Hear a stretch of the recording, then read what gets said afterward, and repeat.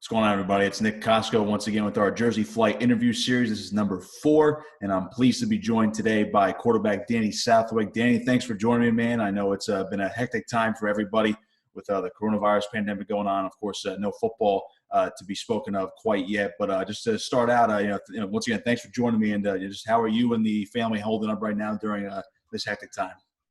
We're doing well, man. I'm just we're kind of holed up here in a little Philly apartment. This is my office right here. So you can see my bathroom. I got my weights there, got my toilet there. So I'm good. I got the extra, some diapers and some paper towels. So I'm stocked up. We'll survive, and things are going good, man. How are you doing?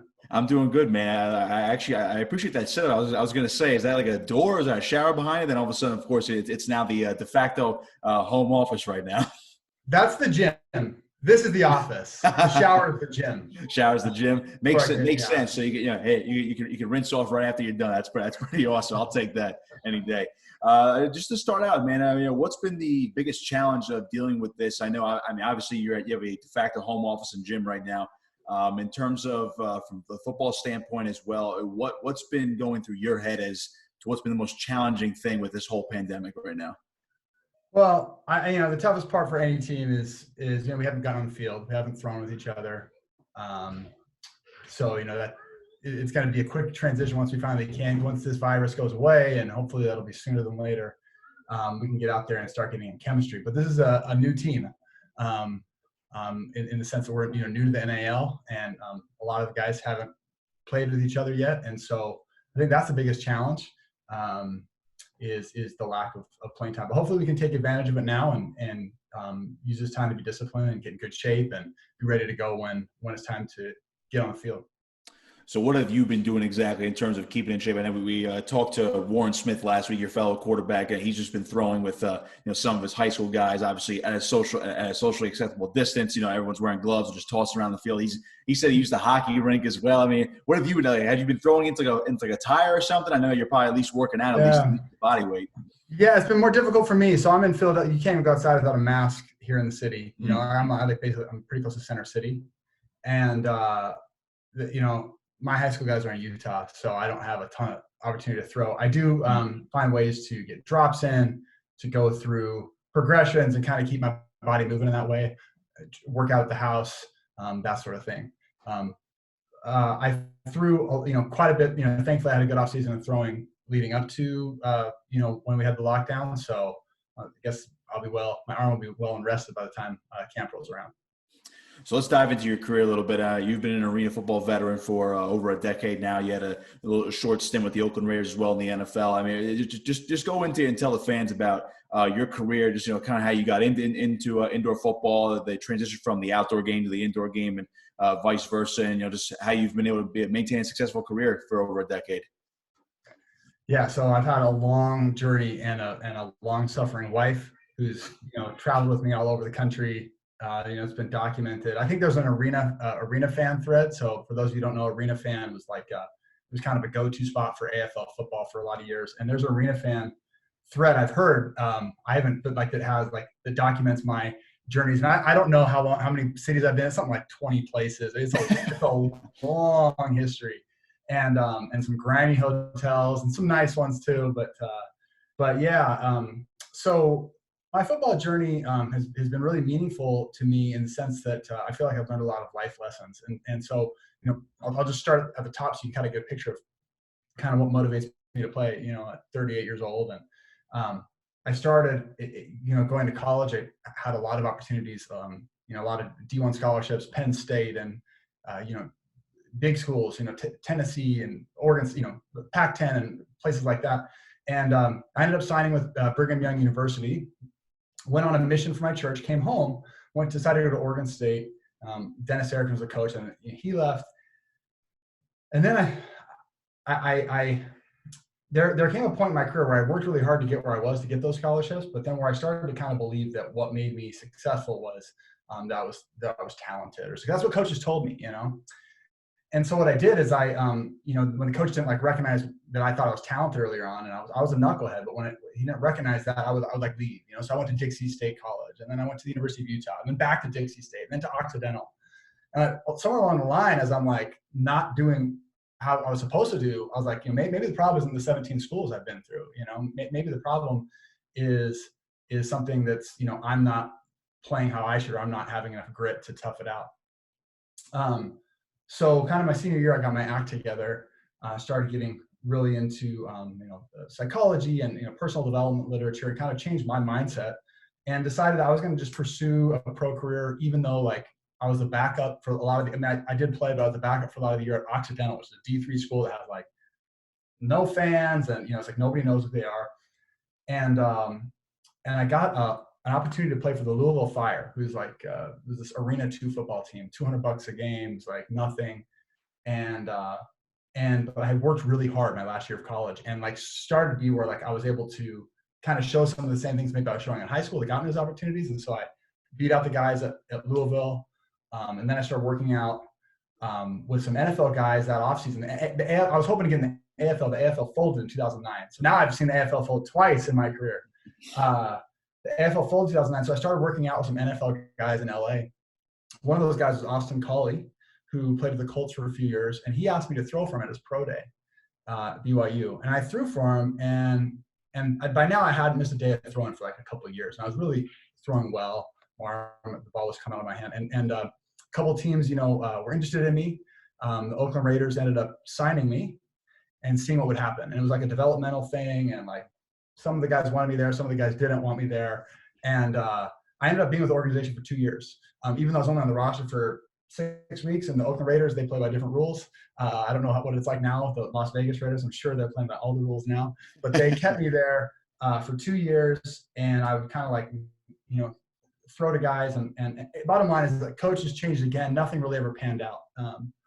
And then so I went back to the Arena Football League, played at the Tampa Bay Storm, but now I've kind of had a different attitude. So even though I was bouncing around a lot of teams in college, I also bounced around a lot of teams in the Arena League, but not by choice. It's just like, I'd be with a team, and either the coach would change, or I wouldn't get an opportunity the next year. Or a lot of times teams folded. I mean, the LA Kiss folded, the Cleveland Gladiators folded, the Orlando. It's like, don't sign this. Trust me, it's not a sign for fans of Jersey Flight. I'm sure I'll be here for many years, but I've been a lot of teams that have been there 1 year and gone the next.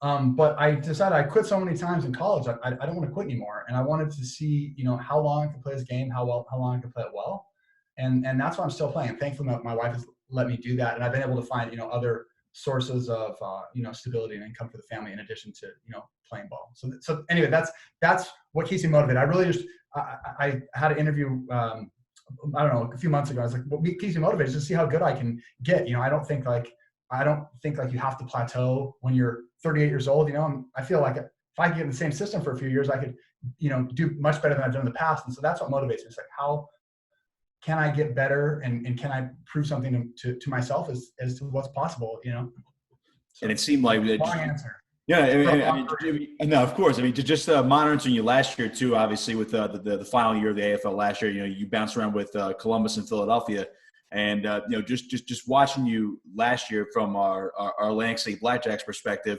it seems like you were like you're like that stable veteran, whether you're a backup or star, that a team wants you on their roster just because of the experience, and like they see like the wealth of knowledge you bring to the table just immensely helps the quarterback room.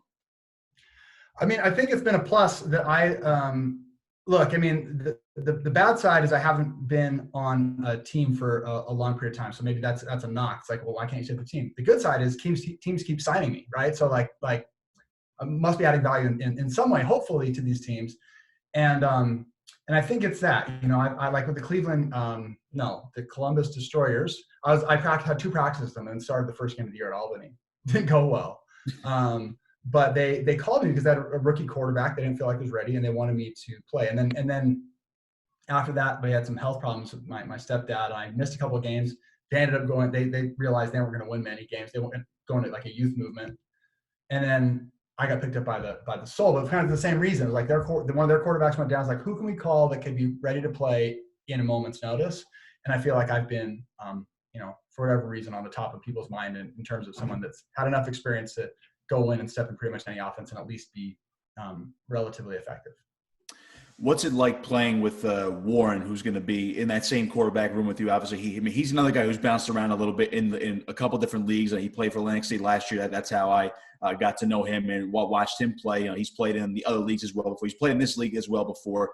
But he's another one of those guys that's just – it seems like you both of you guys are both plug in and play type of quarterbacks. Like you can pick up a system in a matter of weeks, and all of a sudden, you know, you're throwing for 7 touchdowns in one game. So what's it like working alongside him in the quarterback room? So Warren and I mean, it's like we've been on enough teams. I guess it's our second time being on a team together. Maybe we've been on each other's teams more than that. No, you lose track at some point. Like we're bound to bump into each other at some point. So I don't know Warren extremely well. I know that everyone that ever has spoken about Warren has spoken very highly of him. He's a team player. He's a really hard worker. He's done, you know, when he's like you said, when he's gotten his opportunities, you know, he's gone in there and played well. And so I think, you know, from my standpoint, there's a lot of respect for Warren and what he brings to the table, and it'll be, you know, a good competition. I think we have a good collaborative. We've had a handful of meetings, and Warren and I have been able to be in one meeting so far together, even though we've had meetings separately, I think a couple times. But Warren, you know, is a collaborative guy and genuinely wants to help. So I'm looking forward to being on his team and working together towards the championship for sure. What's it like for you working with a whole new set of wide receivers? I mean, even if you've played with some of these guys, you know, maybe in a brief moment here or there in the past couple of years, what's it like as a quarterback, especially in this league where the intricacies of an offense are a little bit different from the outdoor games? You know, there's a lot of tight windows, it's a lot of spacing, it's a lot of timing. What's it like for you as a quarterback to a new team doing this it seems like all over again with a whole new group of wide receivers this year, particularly in this climate where it's a little more difficult because you're basically doing your playbook virtually, and you're saying, okay, this is what I want you to do when we finally get on the practice field. Yeah. Look, I mean, that is our biggest challenge right now. It was already going to be our biggest challenge. Now I'm guessing potentially with a abbreviated training camp, it's going to be even harder. A lot of other teams are dealing with the same thing, so we don't have an excuse in that regard. But we're going to have to work at it. We're going to have to grind, and you know, the goal is that, you know, with each week we can get better. So hopefully where we are on week 1 is you know, we're light years ahead of that in, you know, week 8 or 9 or however many weeks we get this year. And it's going to be a challenge, no doubt. When you look at the teams that have done really well, those are teams that have found the way to keep consistency. So there's some ways we can do that. We can stay healthy. We got to make sure we're taking care of our bodies and staying healthy. We can, you know, just as a unit try to, you know, make sure we're putting in extra time in the film room, being together, and hopefully throughout that process, we can just get a little more familiarity with one another. And, you know, you'd like to have 2 years, but you don't always need 2 years. You don't always need 3 years. Sometimes guys can pop in and they're like make immediate impact. And, you know, that should be our focus. We shouldn't make it like that we have a bogey. You know, it's like we shouldn't be like, well, that's what it's called in golf. I don't play golf. But bogey? Yeah, bogey. A bogey. Yeah, we should be like, well, you know, you shouldn't expect us to be good just yet, so give us the breaks. Like we should expect to be on point right from day one, and that's the standard we have to set as a team, and we're just gonna work really hard to get there. Does it help knowing that even though you guys are meeting virtually, but you're talking, you know, a couple times a week or however many times you meet in terms of just, you know, as just to get together or you go over a film session? Does it help knowing that chemistry might be aided by just getting a mental grasp for each other, and then that chemistry is suddenly already there by the time you do it in the football field? Yeah. I mean, there's nothing that can replace being on the field, for sure. Nothing that can replace being in the locker room next to a guy. But I think having, you know, knowing one another is helpful. I think it's tough to get to know guys real well. I look forward to like developing relationships with the guys on the team. You know, I know some of them, played with several of them. But I look forward to getting to know the guys better and, you know, breaking bread with them and doing the things that good teams do together, which is, you know, develop, you know, good, solid, kind of like a brotherhood, right? And so, but I think there is a level of comfort in the sense that, you know, I've played for Coach Payton before. I'm very familiar with his offense, and I kind of know what he's expecting. And so in that sense, I don't feel like there's a lot of like question in my head, what I'm supposed to be doing. The other thing too is just like in the NFL, it's like 80% of the playbooks in the NFL are the same. There's like 20% that's different that makes the team unique. It's the same thing in the AFL, except maybe it's 90% is similar. And Coach Payton does some unique things. But but ultimately arena football is, successful arena football hasn't changed that much for a long, long time. It's like, you got to stretch zones. You got to get the ball out of your hand, got to find a way to win in man-to-man situations. And that's all going to be the same for all of us. So even though we're new to each other, the principles of the game, especially for the veterans, and we have a lot of veterans on this team, should be ingrained by the time we, already. You say you were familiar with this system. Was that one of your biggest reasons why you decided to pick Jersey and try to sign with them for this season? I know, again, for those who didn't remember, the AFL did fold after the 2019 season, so a lot of those AFL guys were scattered, whether they were going to go to the NAL or they were going to rejoin the IFL or even the AAL, or just go somewhere if they're going to continue to play football. What was your deciding factor to picking the NAL and picking Jersey for the 2020 season? Well, I think the NAL. So I think the NAL is the best brand of arena football right now. So like the IFL is kind of a totally different game. I wouldn't be, I don't think a good fit for the IFL, because the IFL is like a lot of like read zone type things. It's a different game. I think that the brand of football that the AFL had and now the NAL is continuing this tradition is the best. It's the original game, and that's why you see a lot of like the top quarterbacks that left the AFL, like Arvell Nelsons, a lot of those guys, that they're starting on teams here. I don't need to go through the whole list, but they're playing the NAL for a reason, and that's because this is traditional arena football. So that was one thing. I knew I wanted to play in a league like this. If it wasn't going to be the AFL, my goal was actually to get back, and I talked to Coach Dozell about this. My goal was actually to go back with the Philadelphia Soul, because I live in Philadelphia. I'm a student, grad student at the University of Pennsylvania, and it didn't make a ton of sense for my family to like go across the country. So part of making it work when you're 38 is finding a way for it to work for your family and your other priorities in life.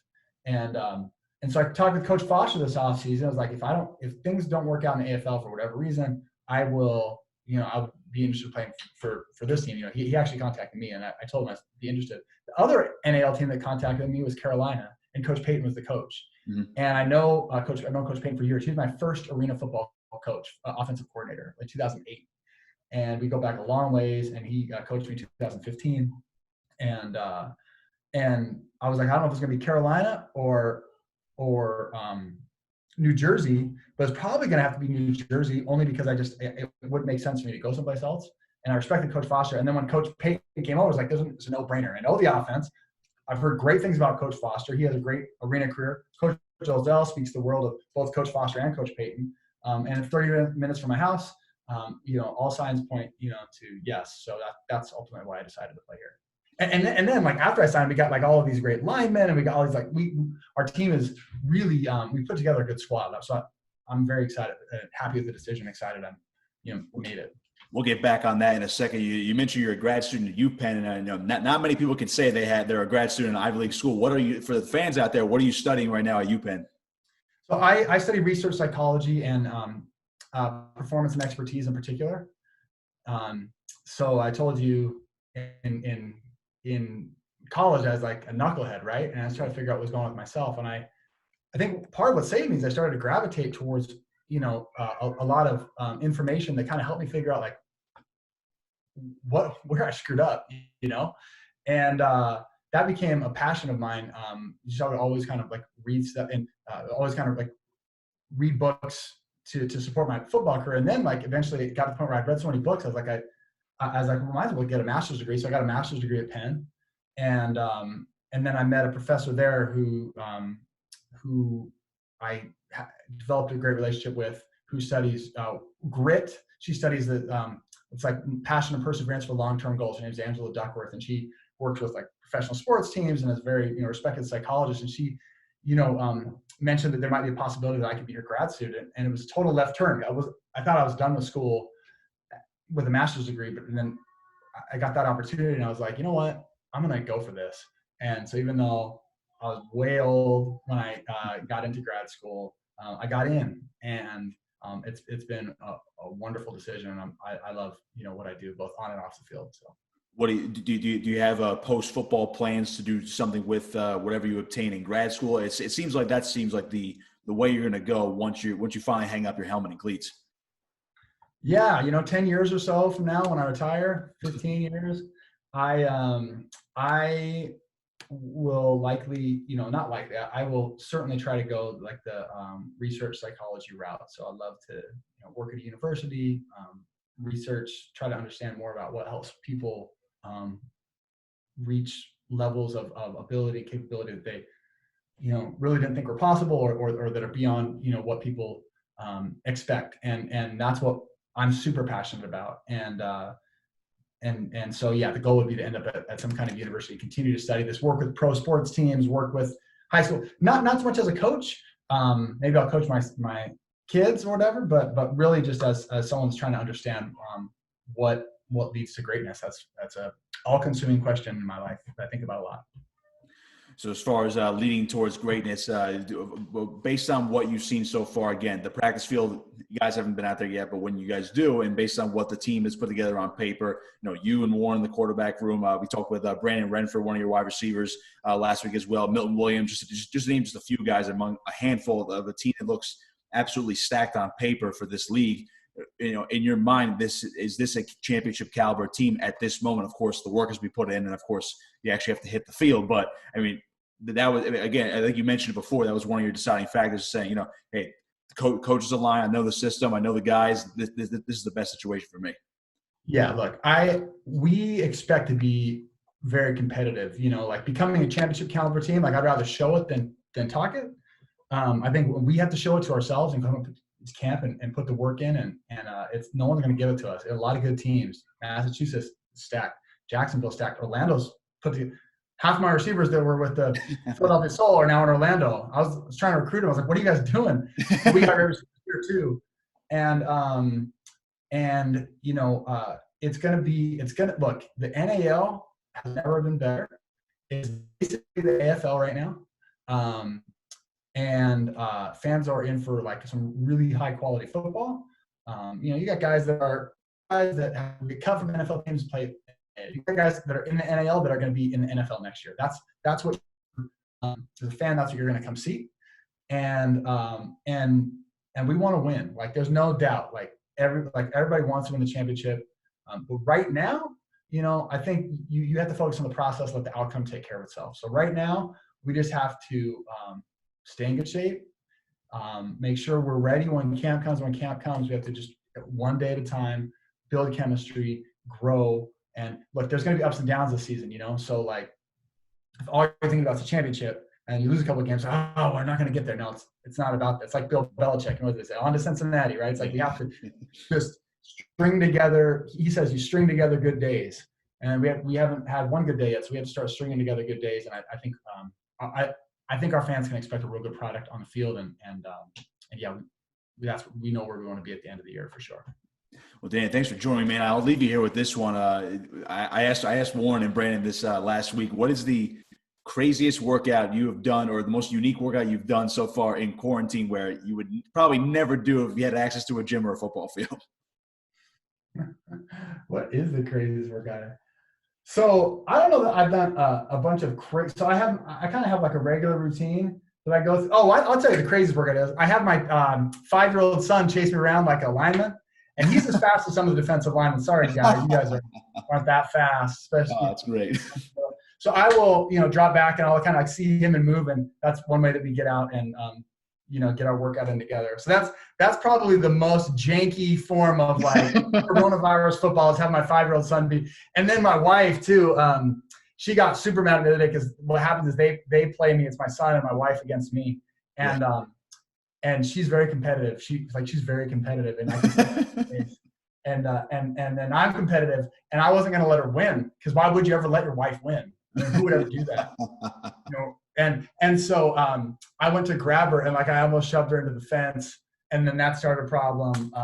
So that's probably been the most irregular thing. But I mean, in-home workouts are never the best, but you can get good stuff, and you can get your heart rate up and stay in shape. So yeah, I was doing nothing quite like that the other day, but I definitely got my heart rate up with a little backyard workout while everyone's trying to stay sane. Well, I'll tell you what, maybe your son will get a contract in about 10 years from Jersey or something. They'll chase you around like that. All right, Danny, I appreciate you joining me, man. Once again, just stay safe, give the best to the family as well, and hopefully we see you on the practice field hopefully soon, and we get the season kicked off in June, man. Absolutely. Yeah, that would be great, man. Let's hope for it. Okay, great talking to you, man. See All you. right, thanks, Danny. Appreciate it. That's Danny Southwick, one of the quarterbacks for the Jersey Flight. I am Nick Kosko saying so long. We will have this posted up shortly, of course. That was part 4 of our Jersey Flight interview series. We will see you next time.